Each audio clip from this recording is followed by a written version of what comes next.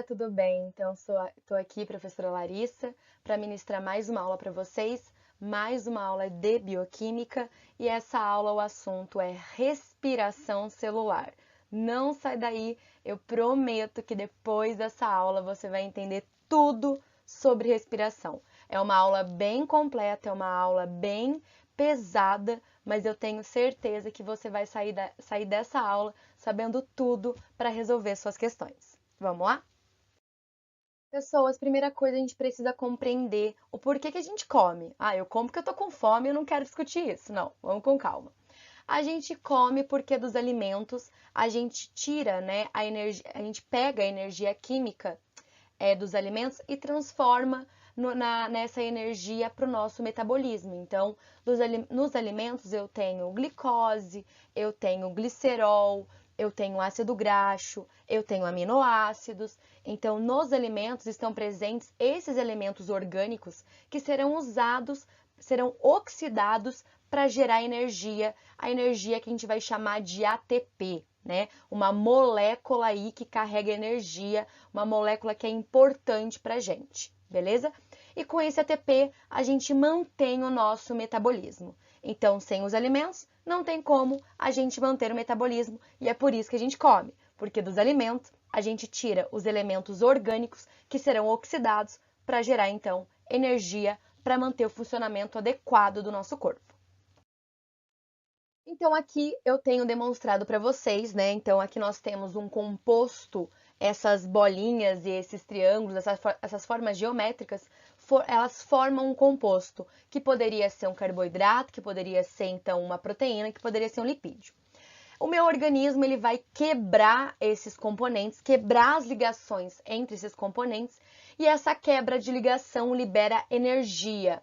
Energia para a gente aqui nesse momento, a gente vai simbolizar na forma, por exemplo, de elétrons, né? Então, eu vou liberar essa energia e essa energia, ela libera esses elétrons, porque então, nas reações químicas, nas ligações químicas, existe energia potencial armazenada. Quando eu quebro uma ligação química, eu libero essa energia, eu libero os elétrons e esses elétrons devem ser capturados por algumas moléculas. Então, como por exemplo, a gente tem então algumas moléculas que a gente chama de aceptores de elétrons, ou aceptores de energia, ou aceptores de prótons, beleza? Essas moléculas é o NAD, o FAD e o NADP. O NAD é nicotinamina adenina dinucleotídeo. Meu Deus, vamos lá. O FAD, flavina adenina dinucleotídeo. E o NADP, nicotinamina adenina dinucleotídeo fosfato. Pessoas, então nós temos nomes aí gigantescos, mas a gente pode chamar do apelido, do NAD, do FAD e do NADP, beleza? Essas moléculas são moléculas orgânicas que vão capturar a energia liberada de uma quebra de ligação química. Além disso, a gente tem que pensar na moeda energética. Aqui no Brasil, a gente usa o real para comprar coisas. Lá nos Estados Unidos, eles usam o dólar. Na Europa, eles usam o euro. E no meu corpo, quando eu quero comprar alguma coisa, quando eu preciso de gastar energia para fazer algum processo, essa energia que é gasta é o ATP, beleza? O ATP é a nossa principal moeda energética. Larissa, só tem ela? Eu vou falar que não, tá? Mas pra gente aqui do ensino médio e do cursinho, ATP. Beleza? Lá na graduação vocês vão ver que existem outras moléculas que são moléculas energéticas, mas pra gente, ATP, ok? Então, no final das contas, o que eu quero é produzir ATP para esse ATP manter o meu metabolismo. Pessoas, uma coisa importante, esses aceptores, eles podem estar em dois formatos, eles podem estar oxidados ou reduzidos. Um aceptor oxidado é o NAD, FAD e NADP. Beleza? Não tem o próton, não tem o H+. Esses são os oxidados, ou seja, eles podem pegar energia, eles podem pegar elétron de uma quebra de ligação. Eles são moléculas oxidadas, beleza? Esse termo, gente, oxidação vem da química, né? Moléculas reduzidas, elas receberam os elétrons, então elas já pegaram a energia, que é o NADH, o FADH e o NADPH. Beleza? Ai, Larissa, é NADH ou NADH2? whatever, beleza? Eu estou usando aqui a referência do Leninger. E no Leninger, eles usam NADH, FADH2 e NADPH, beleza? Então, por isso que eu estou usando isso daqui. Mas tem outros livros que trabalham diferente e tudo bem, ok? Então, os aceptores eles podem estar oxidados e reduzidos. Agora, uma coisa importante, né, da gente lembrar. Normalmente, os aceptores, o NAD e o FAD, são aceptores de processos catabólicos. O que é um processo catabólico? É um processo de quebra. Então, a respiração é um processo catabólico, Larissa? Sim! Eu estou quebrando uma molécula de glicose para gerar energia. Eu estou quebrando uma molécula de aminoácido para gerar energia. Eu estou quebrando uma molécula de glicerol para gerar energia. É uma quebra. Processos anabólicos, como é o caso da fotossíntese e da quimiossíntese, aonde eu estou produzindo moléculas. Então, na fotossíntese e na quimiossíntese, as plantas, bactérias e outros micro-organismos produzem seu próprio alimento, produzem carboidratos através desses processos. E são processos anabólicos. E normalmente o processo anabólico, ele envolve aceptores como NADP, beleza? Então, catabólico, NAD e FAD, e anabólico, NADP. Fechou? Uma coisa importante. Existe uma diferença energética do NAD para o FAD. O NADH, ele consegue carregar uma quantidade de energia maior, tá? Então, ele carrega 2 elétrons. E ele, quando ele vai ser transformado em ATP, quanto que ele vale na transformação de ATP? Gente, isso daqui é a nossa casa de câmbio, ó. R$1, quantos dólares? R$1, quantos euros? É mais ou menos assim. Um NADH, quanto que ele vale de ATP? Vale 2,5 ATPs. Enquanto um FADH2 vale 1,5 ATPs. Beleza? Então, o NADH ele carrega mais ou menos os 2 elétrons e o FAD ele pode carregar 1 ou 2, beleza? Mas mesmo assim, a quantidade de ATP que eles geram no final é diferente e isso é importante. Agora chegamos num ponto que são os modos de obtenção de energia. Como que os organismos no planeta Terra podem obter ATP? Existem 3 processos bioquímicos. Eu vou dividir assim, beleza? Então, o primeiro processo bioquímico é a respiração celular aeróbia, o segundo, a respiração celular anaeróbia e o terceiro são os processos fermentativos. A respiração celular aeróbia, ela é um tipo de oxidação total da glicose. Eu estou colocando glicose porque eu vou mostrar para vocês como a glicose é quebrada. Lembrando que poderia ser outro elemento orgânico, como proteína ou lipídio. Então, é a oxidação total de um elemento orgânico, ok? Oxidação, gente, é retirada de elétrons, e pra gente, elétrons é energia. Então, eu vou extrair todos os elétrons da molécula de glicose, eu vou extrair toda a energia da molécula de glicose, beleza? A última molécula que recebe o elétron na respiração celular aeróbia é o oxigênio, por isso que ela é aeróbia, porque ela utiliza o oxigênio. Quem faz isso são animais, plantas e por aí vai. É um vasto número de seres vivos que realiza respiração celular aeróbia. A respiração celular anaeróbia também é um processo de oxidação total dos elementos orgânicos, uma retirada total de elétrons, uma retirada total, uma extração total da energia. Porém, aqui o que muda é o último aceptor de elétrons, que pode ser o nitrato, que pode ser o sulfato, ou que pode ser outro composto inorgânico que não é o oxigênio, beleza? Quem faz isso, por exemplo, eu trouxe aqui, que é Pseudomonas desnitrificans, que são bactérias, que é uma bactéria do ciclo do nitrogênio, beleza? Então, a gente pode ver esse tipo de processo em bactérias do ciclo do nitrogênio.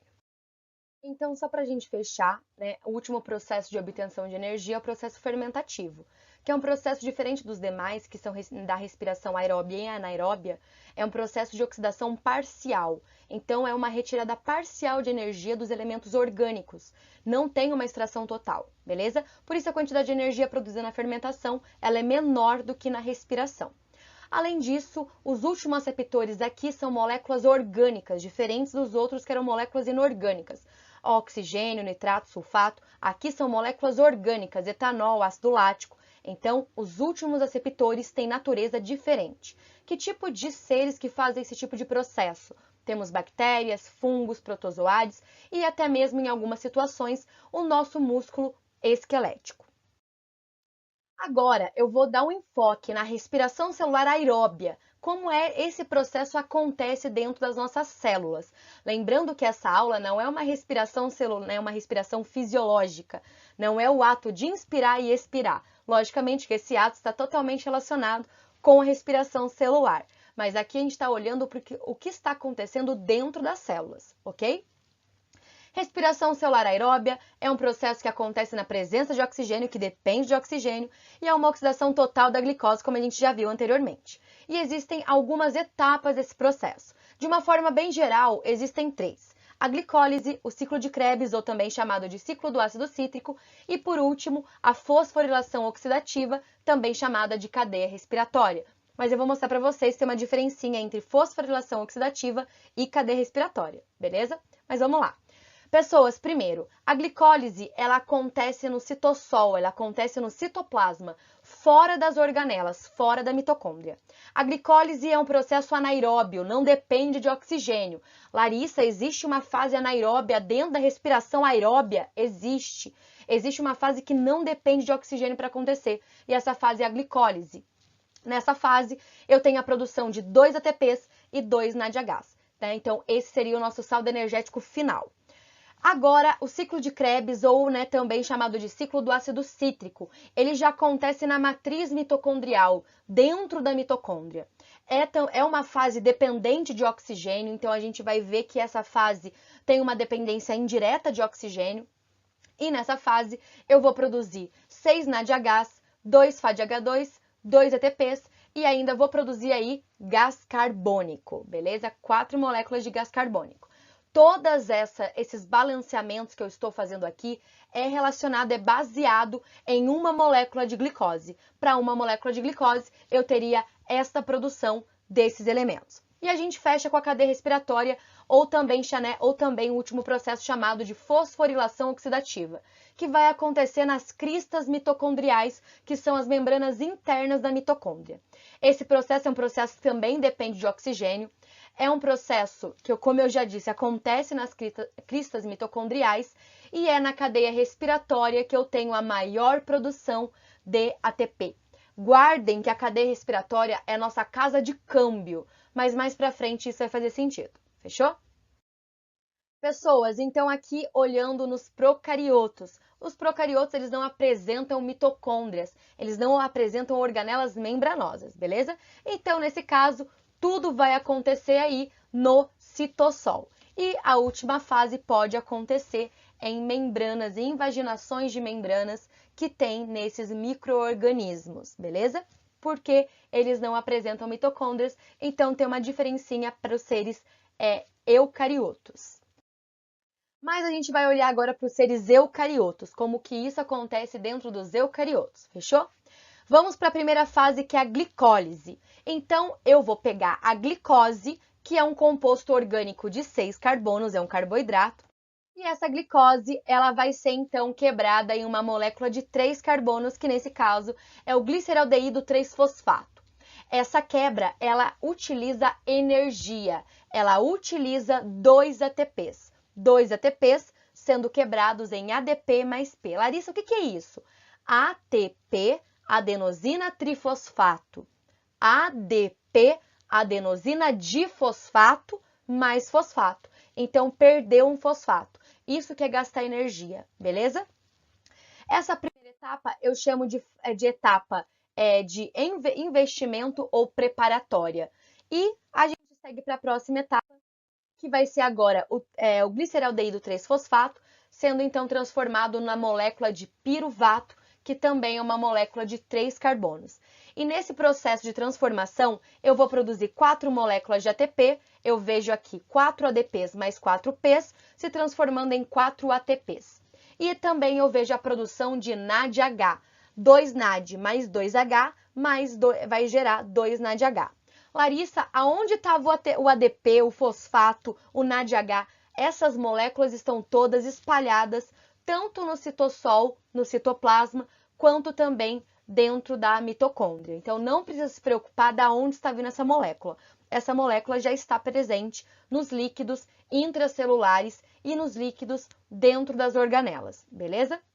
E essa fase que o gliceraldeído 3-fosfato se torna piruvato é chamada de fase de pagamento, porque você produz uma maior quantidade de energia que você consumiu no início, ok?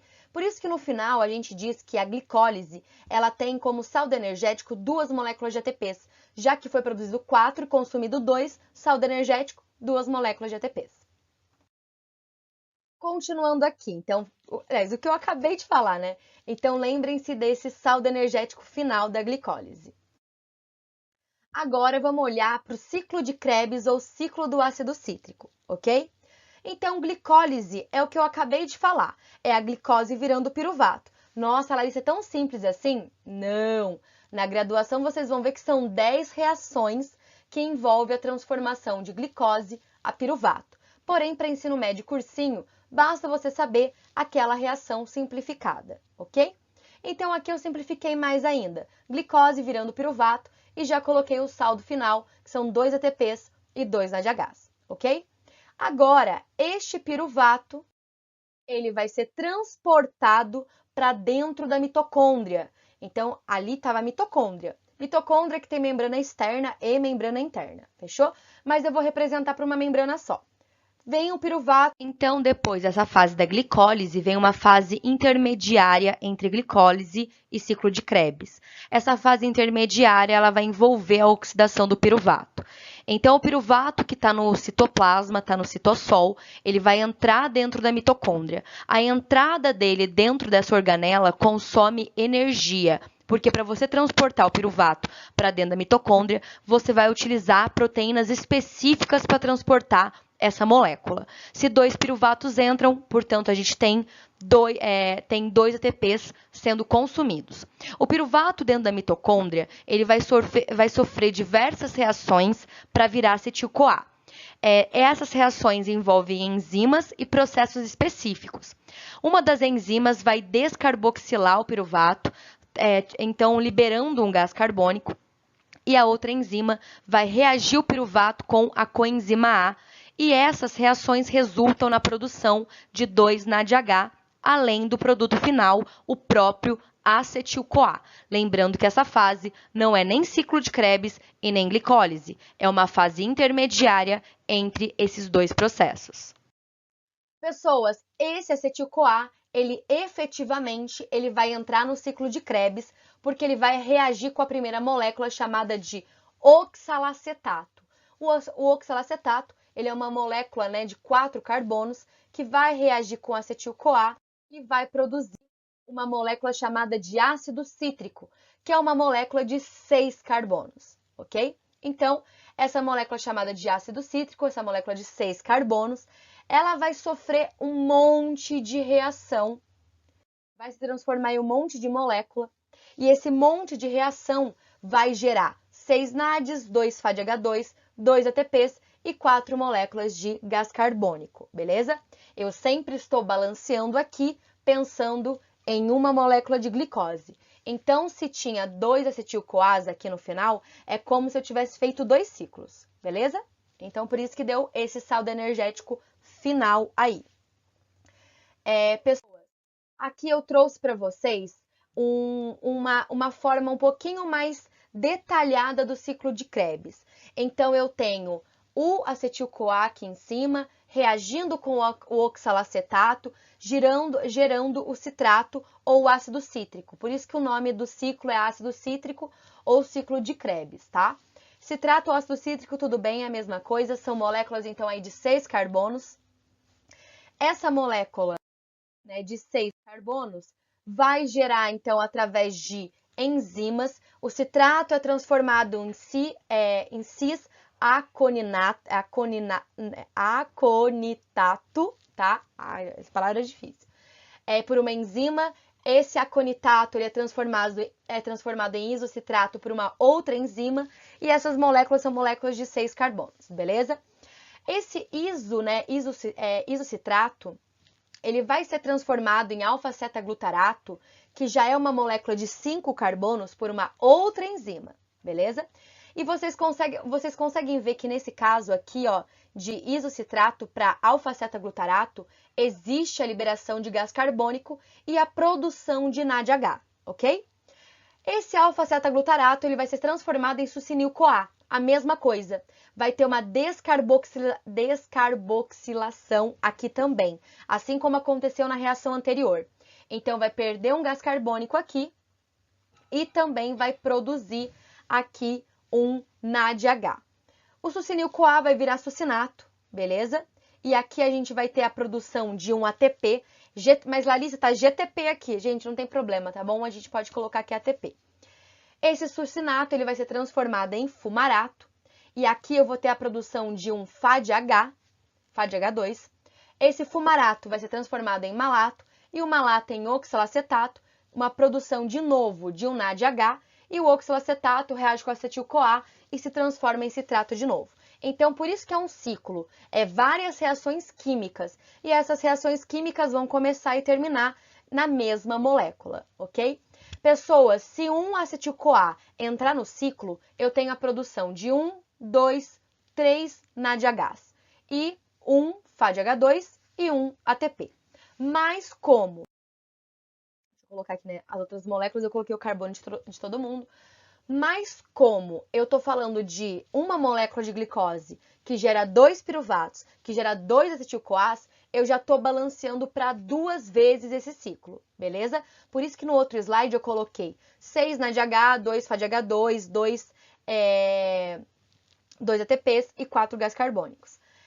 Larissa, se eu estou no ensino médio, se eu estou na graduação, é preciso que eu saiba todas as moléculas de ciclo de Krebs? Gente, para ensino médio, você vai ter que ver o que seu professor cobra, beleza? Mas para graduação, para cursinho, não precisa se preocupar, tá? Não cai esse tipo de questão em prova de vestibular, fechou? Mas é importante você saber o saldo energético total aí do ciclo de Krebs, isso é importante, tá? Essa daqui é a fórmula que você tem que saber para fazer uma prova ou do ensino médio, se seu professor não for um professor tão detalhista, ou para fazer uma prova de vestibular, tá bom? Eu quero que vocês notem aqui que eu coloquei proteínas e gorduras, que são os lipídios. As proteínas e as gorduras, elas são quebradas através de outras redes metabólicas, a gordura através, então, de beta-oxidação, as proteínas que pode ser através de ciclo de pentose, enfim, tá? Então, eu tenho aí outras fontes orgânicas para gerar o acetil-CoA. Então, o carboidrato, ele pode virar acetil-CoA, a proteína pode virar acetil-CoA, a gordura, o lipídio pode virar acetil-CoA. Então, o acetil-CoA, ele é um ponto de convergência das vias metabólicas. E o acetil-CoA é a molécula que efetivamente entra no ciclo de Krebs. Ah, Larissa, você falou que o ciclo de Krebs dependia de oxigênio, mas até agora eu não vi nada. O que acontece é o seguinte, gente, o piruvato, para ele ser transportado para dentro da mitocôndria, ele precisa ter o oxigênio dentro, é uma condição. O piruvato só vai ser transportado para dentro da mitocôndria se o oxigênio estiver presente. Se o oxigênio não estiver presente, este piruvato não vai ser transportado para dentro da mitocôndria, beleza? Ele vai ficar no citoplasma e vai sofrer o processo fermentativo, que eu vou falar mais para frente. Então, por isso que o ciclo de Krebs, de uma forma indireta, ele depende de oxigênio. Apesar de eu não observar o oxigênio sendo consumido efetivamente no ciclo de Krebs, de uma forma indireta, para que o piruvato entre, se transforme em acetil-CoA e aconteça o ciclo de Krebs, é necessário a presença de oxigênio dentro da mitocôndria, beleza? Então, aqui eu trouxe algumas perguntinhas que já caíram em prova, né, em questões dissertativas. Qual é a função do ciclo de Krebs? Gente, para quê? Pegar uma molécula pequena, igual acetil-CoA, e fazer 1 milhão de reação. Para que isso? Para que o meu corpo está gastando tanta energia fazendo isso? Então, o ciclo de Krebs, gente, é importante por vários pontos. Primeiro porque o ciclo de Krebs ele pode potencializar a liberação de energia. Então isso é uma coisa importante. Outro motivo para a gente fazer ciclo de Krebs é que os intermediários do ciclo de Krebs, como é o caso do succinato, do fumarato, eles podem servir de esqueletos carbônicos para a produção de aminoácido, por exemplo, para a produção de outros elementos, de ácidos graxos. Então, além de potencializar a liberação de energia, o ciclo de Krebs também ele pode servir, ele pode gerar então intermediários. E esses intermediários, eles podem, então, serem necessários para a produção de outras moléculas orgânicas, ok?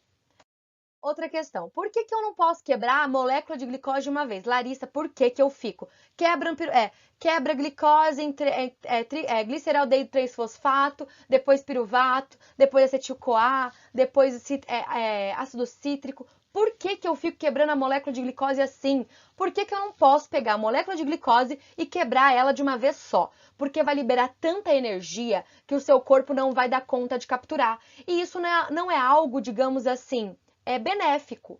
Não é algo pensando aí no metabolismo energético, não é algo que vai te gerar uma grande quantidade de energia. Então, quando eu quebro a molécula de glicose, eu não quebro ela de uma vez só, porque a quantidade de energia que seria liberada seria tão alta que o meu organismo não daria conta de capturar. Outra pergunta. Por que o ciclo de Krebs se chama ciclo do ácido cítrico, né? Porque tem esse nome também. Porque, como eu já disse anteriormente, a primeira molécula formada no ciclo de Krebs é o ácido cítrico ou citrato. Por isso que é chamado de ciclo do ácido cítrico ou ciclo de Krebs, que Krebs foi quem descobriu esse ciclo metabólico, beleza? Em qual etapa da respiração ocorre a maior produção de gás carbônico? Isso é uma pergunta muito importante. Porque o que acontece é o seguinte, apesar de ter produção de gás carbônico na fase intermediária, que é de piruvato acetil-CoA, a grande produção de gás carbônico acontece no ciclo de Krebs. Isso foi questão da FUVEST, então cuidado. Onde acontece a maior produção de gás carbônico? A maior produção de gás carbônico acontece, então, no ciclo de Krebs. O que ocorre com o metabolismo energético se aumenta a temperatura? Pergunta extremamente importante. Por que é importante manter a temperatura corpórea, pensando principalmente na respiração celular aeróbia? Porque o ciclo de Krebs, como a gente viu anteriormente, é um ciclo cheio de reações químicas e cada reação química é catalisada por uma enzima diferente. Se eu altero temperatura, eu altero a atividade enzimática e, portanto, eu altero a velocidade de reação, e isso pode prejudicar a respiração celular, beleza? Pessoas, aqui é um resuminho só para a gente ter uma noção de como acontece. Glicose em piruvato, piruvato em acetil-CoA. Glicose em piruvato é o que eu chamo de glicólise. Piruvato em acetil-CoA é aquela fase intermediária. Acetil-CoA entrando aí efetivamente, reagindo com o oxalacetato, eu tenho o ciclo de Krebs acontecendo, ok? Agora, eu vou deixar essa imagem para eu explicar um pouquinho melhor depois, mas enfim, eu tenho um desenho desse aqui semelhante depois. Eu quero que vocês entendam que agora a gente vai entrar na última fase da respiração celular aeróbia, que é a cadeia respiratória ou também cadeia transportadora de elétrons. Pessoas, pensando aqui na nossa mitocôndria, tá bom? Aqui é a mitocôndria, aqui é a membrana, tá mostrando a membrana interna da mitocôndria, tá? A membrana interna da mitocôndria, ela tem muita proteína. Ela é uma membrana que tem uma quantidade grande de proteína quando comparado a lipídio, beleza? E eu vou mostrar para vocês a importância dessas proteínas e a importância desses prótons e dessas cargas positivas e negativas, beleza? Então, atenção, o ATP, assim como os aceptores de energia, ou também chamados de aceptores de prótons ou aceptores de elétrons, conseguem capturar a energia liberada das reações químicas, então não é para esquecer disso. Porém, o ATP é uma molécula que pode ser usada no metabolismo para gerar energia. Já os aceptores de energia, que é o caso do NADH e o FADH2, eles não conseguem ser usados. Como eu disse anteriormente, a nossa molécula que a gente usa para comprar qualquer coisa é o ATP, beleza? Pessoas, vamos pensar na casa de câmbio? Meu Deus, faz tanto tempo que eu não viajo, né? Ai, vamos lá. Então, eu tô lá na casa de câmbio e eu faço uma troca. Eu dou o real e ele volta, por exemplo, o euro. Tô na Europa, tá? Ou eu dou real e ele vai voltar dólar. Então, a casa de câmbio é uma casa de troca. Por que eu estou falando disso? Porque a cadeia respiratória é a nossa casa de câmbio. Pessoas, vamos lembrar? Será que a gente produziu bastante ATP até agora? 2 lá para fazer glicose piruvato. 2 para fazer 2 ATPs para fazer o ciclo de Krebs. Não foi isso?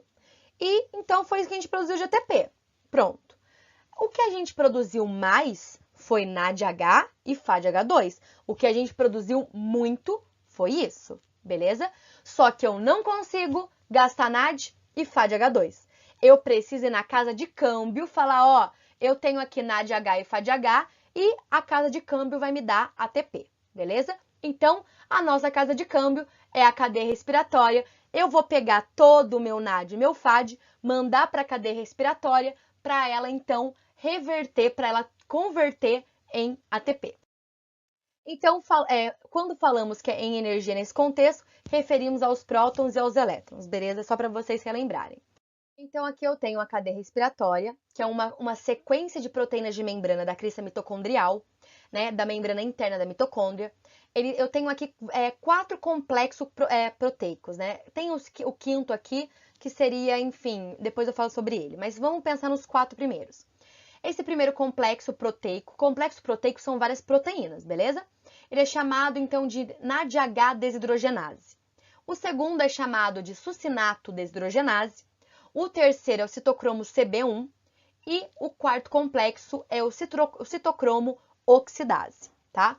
Então, esses complexos proteicos são proteínas de membrana da crista mitocondrial e dentro desses complexos proteicos existem íons principalmente de ferro, tá? Mas também podem ter aí de enxofre, mas principalmente de ferro, ok? E esse último complexo, o complexo 5, gente, é a ATP sintase, beleza? Mas eu vou falar melhor dela depois. Então, aqui eu tenho primeiro, como eu disse para vocês, a NADH desidrogenase, que é o complexo 1, a succinato desidrogenase, que é o complexo 2. Essa ubiquitina são proteínas que estão presentes, estão aí também na membrana, tá? O complexo 3, que é o citocromo C, e o complexo 4, que é o citocromo oxidase, beleza? E aqui o complexo 5, que seria ATP sintase.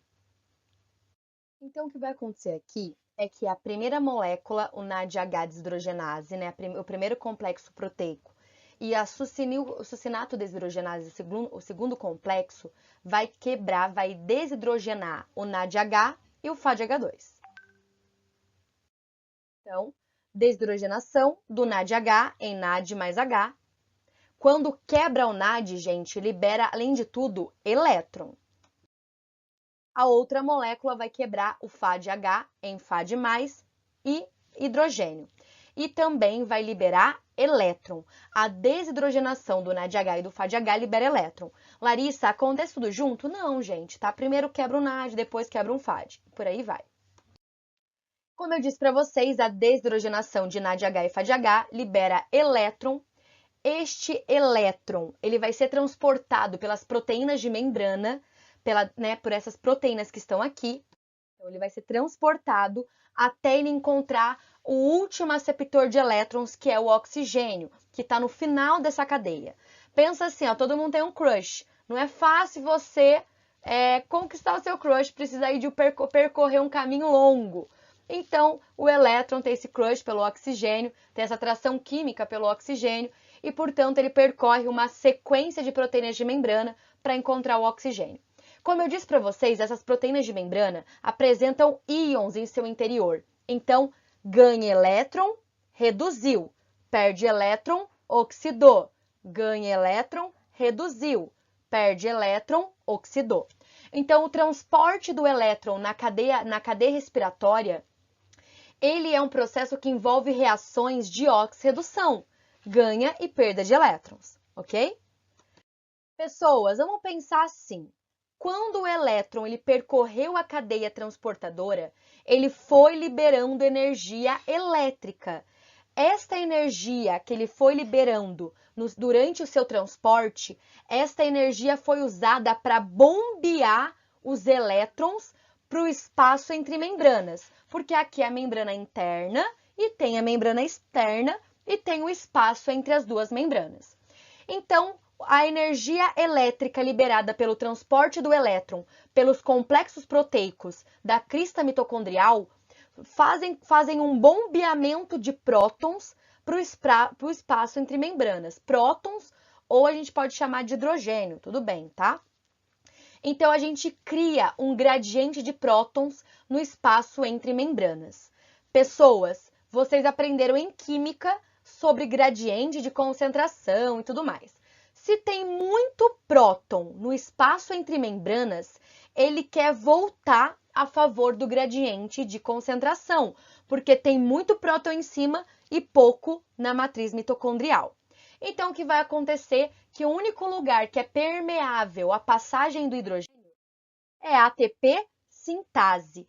Quando o hidrogênio passa por esse complexo proteico, esse complexo proteico ele gira e vai pegar o ADP mais P e produzir ATP.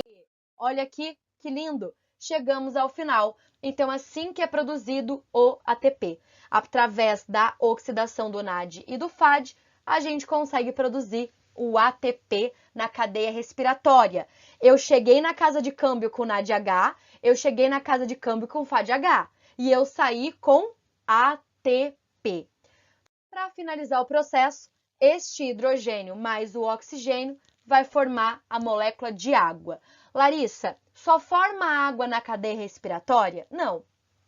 A gente forma grande quantidade de água na cadeia respiratória, mas a água também é formada tanto no ciclo de Krebs, quanto também lá na glicólise. Mas aqui eu não dei enfoque nisso. A grande produção de água é aqui na cadeia respiratória, beleza? Então, a bomba, né? A bomba não, né? A ATP sintase, ela é então aqui uma proteína que vai produzir ATP. Pessoas, nos slides anteriores, prestem atenção que não são todos os complexos proteicos que vão bombear prótons. Os complexos proteicos que bombeiam os prótons, os hidrogênios, é o complexo 1, o 3 e o 4. Esses complexos, eles também têm uma função de serem bombas de próton, beleza? Então, esses complexos, eles são também bombas de próton, que vão bombear os prótons para o espaço entre membranas. Perguntinhas que podem aparecer na sua prova. Vamos lá.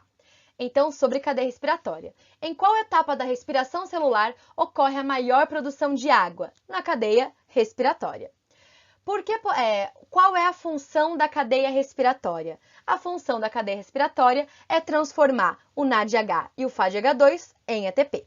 Por que podemos chamar a cadeia respiratória de fosforilação oxidativa? Vamos diferir esses dois termos? Cadeia respiratória é um conjunto de proteínas da crista mitocondrial e essas proteínas transportam os elétrons. Fosforilação oxidativa é um processo bioquímico que acontece na cadeia. A fosforilação oxidativa, ela é a oxidação de moléculas orgânicas, como é o caso do NADH e o FADH2, e a fosforilação do ADP em ATP. Por isso que é fosforilação oxidativa. Através da oxidação do NADH e do FADH2, a gente pôde fosforilar, adicionar um fosfato na molécula de ATP, de ADP, e transformar ela em ATP. Por isso que é fosforilação oxidativa. Qual é o último aceptor de elétrons? É a última molécula que recebe o elétron. Na respiração celular aeróbia, é o oxigênio. Se fosse na respiração celular anaeróbia, seria o nitrato ou o sulfato. Qual é o gás o que o gás cianídrico faz com a cadeia respiratória? O gás cianídrico, ele pode se ligar, às proteínas de membrana, aquelas proteínas que transportam os elétrons. E se o gás cianídrico ele se liga a essas proteínas que transportam os elétrons não serão transportados e, portanto, eu tenho aí a parada da cadeia respiratória e a parada da produção de ATP, beleza? Pessoas, aqui é o saldo energético final. pensando na glicólise, no ciclo de Krebs e também na etapa intermediária. Então, o que a gente faz é o seguinte, eu vou pegar o NADH e vou transferir ele para 2,5, porque lembra no começo dessa aula que eu disse que o NADH ele equivale a 2,5 ATPs e o FADH equivale a 1,5? Eu vou substituir para calcular a quantidade de ATP final, beleza? E algumas pessoas, a gente coloca 32. Tem alguns livros que dizem que são 30 ATPs, porque existe um gasto de energia para transportar o piruvato para dentro da membrana da mitocôndria, beleza? Então aí você tira e, portanto, você fica no final com 30 ATPs. Respiração celular aeróbia, então, como eu já falei anteriormente, proteína e ácidos graxos, proteína e os lipídios, eles também podem ser usados para produzir o acetil-CoA, que é um ponto de convergência das vias metabólicas. A quebra de lipídio gera mais energia do que a quebra de carboidrato, não esqueça isso. Porém, o organismo prefere a glicose, pois é um composto mais reativo, é mais fácil de quebrar a glicose, ok? Essas questões eu trabalhei com vocês em bioquímica básica. Respiração celular anaeróbia, é sem oxigênio, tem cadeia respiratória, só que como eu disse para vocês, o último aceptor, a última molécula que vai receber o elétron não é o oxigênio, pode ser o nitrato, pode ser o sulfato, ok? E para a gente fechar aqui esse processo, fermentação que é sem oxigênio, oxidação incompleta da glicose, sem cadeia transportadora de elétrons, rendimento energético é menor do que a respiração, porque é uma oxidação parcial, não é uma retirada completa de energia, beleza? Trouxe para vocês que existem seres que são facultativos e seres que são estritos, obrigatórios. Então, tem seres vivos que não vão fazer nenhum processo anaeróbio, aeróbio, não sobrevivem na presença de oxigênio. Tem outros seres, gente, que fazem aqui. Se tiver oxigênio, respira. Se não tiver oxigênio, fermenta. Então, tem seres que são facultativos, beleza? Eu vou falar sobre respiração, não. Eu vou falar sobre dois tipos de fermentação. A fermentação lática e a fermentação alcoólica. A fermentação lática, a gente tem a glicose virando piruvato e o piruvato virando o ácido lático, tá bom? Esse tipo de reação a gente consegue ver que glicose a piruvato, como a gente já viu, tem um saldo energético final de 2 ATPs e 2 NADHs. Esse NADH produzido de glicose a piruvato, ele é consumido de piruvato a ácido lático, beleza? Então, a gente vai consumir esse NADH produzido. Portanto, o saldo final de uma fermentação lática são 2 ATPs. E isso acontece, como eu já falei para vocês, na produção, né? Pensando aí em bactérias e fungos, também no nosso músculo esquelético, quando a gente está fazendo um exercício intenso, a gente vai usar principalmente essa parte de respiração, de fermentação, essa parte de processo anaeróbio. Porque quando a gente está fazendo um exercício muito intenso e prolongado, não tem tempo do oxigênio chegar até o músculo. Então, o músculo começa, então, a fermentar e produzir ácido lático, beleza? Na produção de iogurte, na produção de de iogurte, na produção de coalhada, de queijo, a gente utiliza, então, a fermentação lática. A fermentação alcoólica eu tenho de glicose a piruvato. Piruvato vai produzir o etanol e também vai produzir gás carbônico. Então, isso é importante, tá?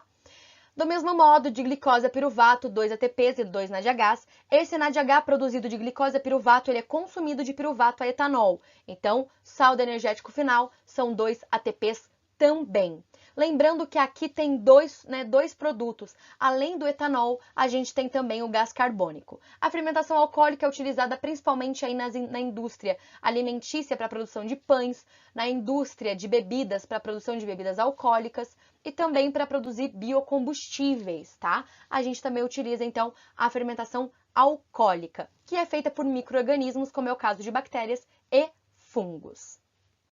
Pessoas, eu fico por aqui, muito obrigada. Essa aula eu sei que foi uma aula bem pesada, é uma aula bem complicadinha, porque é bioquímica aplicada, mas espero que vocês tenham compreendido. Qualquer dúvida, deixem nos comentários, deixem o feedback de vocês, positivo, negativo, sobre essa aula, possíveis temas, que a gente vai ler tudo com muito carinho, para preparar mais conteúdo para vocês. Não esqueçam de curtir a aula, comentar, compartilhar e se inscrever no nosso canal, beleza? Fica aqui meu muito obrigada e até a próxima!